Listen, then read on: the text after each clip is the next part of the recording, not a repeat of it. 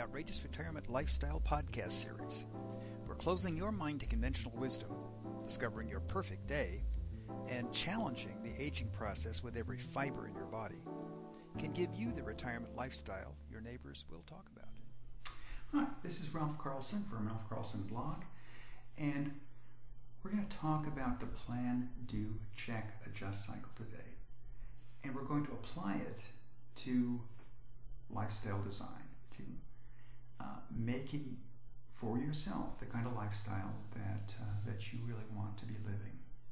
We're going to talk a little bit about what the Plan, Do, Check, Adjust cycle is and how it works. And then I'm going to talk about how to use it. The Plan, Do, Check, Adjust cycle is basically its scientific method. It was developed by an engineer, Dr. Deming, and he didn't get much recognition here in the United States. Went to Japan, and the rest is history. Japan became a manufacturing powerhouse using the principles of Dr. Deming, the Plan, Do, Check, Adjust cycle. Okay, we're going to use it a little differently. It's useful for many kinds of processes, many kinds of changes. And it's really very simple in its concept. What you do is develop a plan. You put that plan into action. Then you check your results, revise the plan, and start all over again. Very simple.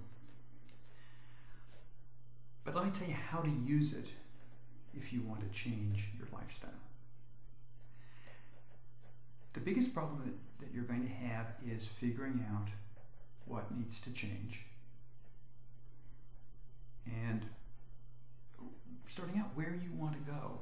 And part of the problem is there's a whole bunch of crap out there that confuses you. I mean, you hear people talk about, you want a big car, you want a big house, you want, that may be what you need, and it may be what you want. But it might not either. And so what I like to tell people to do is to start off with, what would your perfect day be like? And then think about, who would you be with on that perfect day? Where would you be? And what would you be doing? Okay, if that involves a big house and that involves a big car, and then great, then that's something that you need to have in there. But it may not. And when you have figured out that perfect day, it identifies for you the deficiencies in yourself that keep you from having that perfect day. It might simply be money. It might be if you just had a little bit more money every month, that you'd know exactly what to do and everything would go smoothly. But it may be that maybe you're not the person that can really live that life. Maybe if you want to be spending time, with your 5-year-old grandson, maybe your grandson doesn't think you're much fun. So maybe there's things that you need to do about yourself to make you the kind of person that your grandson would think was a fun person and want to spend time with. That might be what your plan is about. Maybe you're just not physically in good enough shape to do the stuff that you want to do. Maybe you're overweight. Maybe you just don't have the body strength anymore. Maybe you've lost core strength and you're unsteady on your feet and you bobble around. A lot of times those are things that you can fix. Programs to build up your core strength, maybe yoga, maybe Tai Chi, lots of different approaches to building that strength. But you have to decide to do it, and you have to decide that it's necessary. So once you've gotten those things figured out, what you need to do, then you make a plan. It doesn't have to take care of everything all at once.